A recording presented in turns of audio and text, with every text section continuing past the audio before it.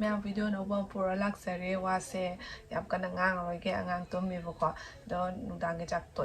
city akhoi yum da pan jaba copy do copy cham thok taw re yam satin haw re adai tomato alu ma sa na met le atoka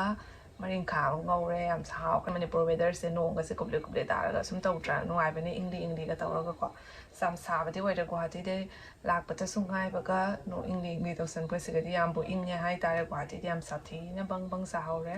atoka mama so no ai tre akhoi chakhi ba se ko je da ga akhoi na le ram ba ka do wai se chang ba da ma pi ta ki ba ka ngau de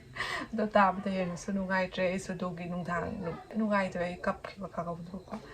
Ma'am, the city am kana ga da product ama sum share to ke city agi tamona help to bidori agi video sita mana trade upai lai to ko dana yam wana haisera ga phaman charak pani sangsu sangja da ko de thawak salani adoi di halani dukan chalani adoi sanda dam halani akoi ni lemina bagi wangang da bai matam su kara lai jade hai tare adona ma se yaw ba kaya ta u tri doก็แม่ไอ้กี่ก็ก็แม่นแต่ว่าไอ้หนูปากไอ้ทับตัวเวกไอ้ทับตัวเกี่ยมหังไอ้มามั่งตับสุดท้ายพอดีเอาเสื้อกับนี่ก็ไอ้หนูปากเสียเอ็มอาร์โอบอกว่าอันนี้ตาหัดเสียหาวสิหัดเสียเนี่ยตัวด้วยเสียปากเสียก็ตั้งน่าโทษอันก็ตัวบันนี้บอกว่าอะไรจะสิเดไม่เห็นภาษาหน้าว่า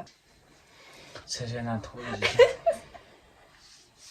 มันคือแคมราเฟสตัวก็เสียไงเสียดับบันนี้บอกว่าตัวนี้เนี่ยยามว่าเสียหายตาเลยito ang munda dito ubatal le bako ito na nanthok na kasi maunta hana nanthok alage do mutung da ay mo nanthok chara ke bako thak sat pinya na tha ta bai hati amal asi tuwa miyam asida laser NEUD ki entertaining hair removal cream aina order tawjari sina twin pack oidoi amukta ani yawe bako miyam asise clinically amadi dermatologically tested product ni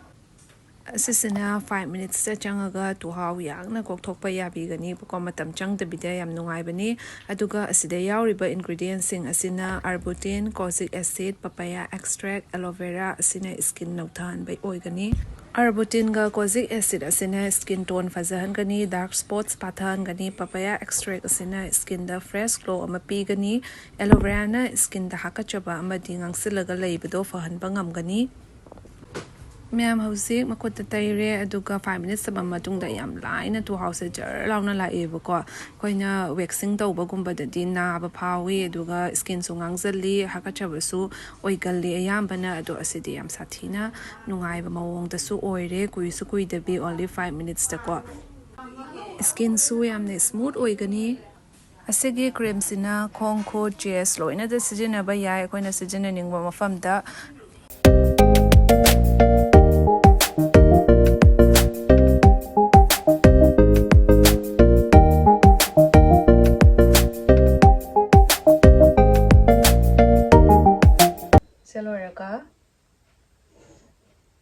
lotion to deshan kada ba ita na hamuk taw ki lotion to after hair removal lotion to deshan kada ba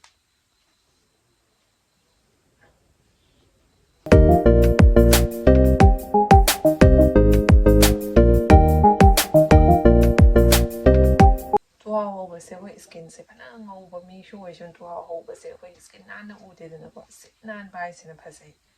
yeng ba ta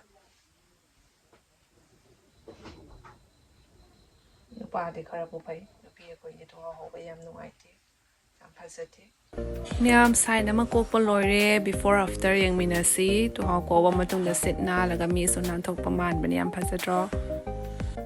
nakana ma side ama da mo amuk tai ba hausare asem ko na ba tawrake Lino Tungrabo tungre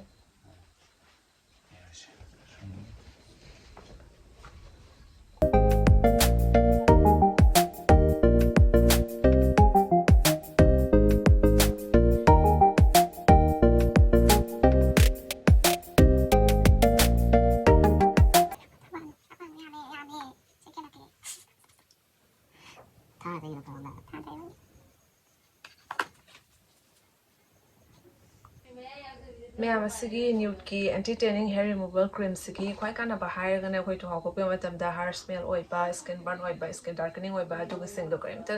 ꯑꯣꯏꯔꯣꯏ ꯑꯇꯣꯞꯄ ꯋꯦꯛꯁꯤꯡ ꯇꯧꯕꯒꯨꯝꯕꯗꯗꯤ ꯑꯗꯨꯒꯤ ꯄ꯭ꯔꯣꯕ꯭ꯂꯦꯝꯁꯤꯡꯗꯣ ꯁꯨꯝ ꯑꯣꯏ ꯑꯅꯝꯕꯅꯀꯣ ꯑꯗꯣ ꯑꯁꯤꯗꯗꯤ ꯀꯔꯤꯝ ꯑꯣꯏꯔꯣꯏꯕꯀꯣ ꯑꯗꯣ ꯌꯥꯝꯁꯨ ꯐꯖꯔꯦ ꯁꯤꯠ ꯅꯥꯔꯦ ꯌꯥꯝ ꯂꯥꯏꯅ 5 ꯃꯤꯅꯤꯠꯁꯇꯀꯣ ꯃꯌꯥꯝꯁꯨ ꯇꯨꯍꯥꯎ ꯌꯥꯝ ꯂꯥꯏꯅ ꯀꯣꯛꯄꯤꯔꯣ ꯅꯥꯗꯕꯤꯗꯀꯣ ꯃꯌꯥꯝ ꯑꯁꯤꯁꯦ ꯐ꯭ꯂꯤꯞꯀꯥꯔꯠ ꯑꯦꯃꯥꯖꯣꯟ ꯑꯃꯗꯤ ꯃꯤꯁꯣꯗ ꯐꯪꯕꯤꯒꯅꯤ ꯃꯌꯥꯝꯁꯨ ꯑꯣꯔꯗꯔ ꯇꯧꯁꯤꯟꯕꯤꯔꯒ ꯁꯤꯖꯤꯟꯅꯕꯤꯔꯣ ꯗꯦꯁꯀ꯭ꯔꯤꯞꯁꯟꯗ ꯂꯤꯡꯛ ꯍꯥꯞꯆꯔꯝꯃꯒꯦ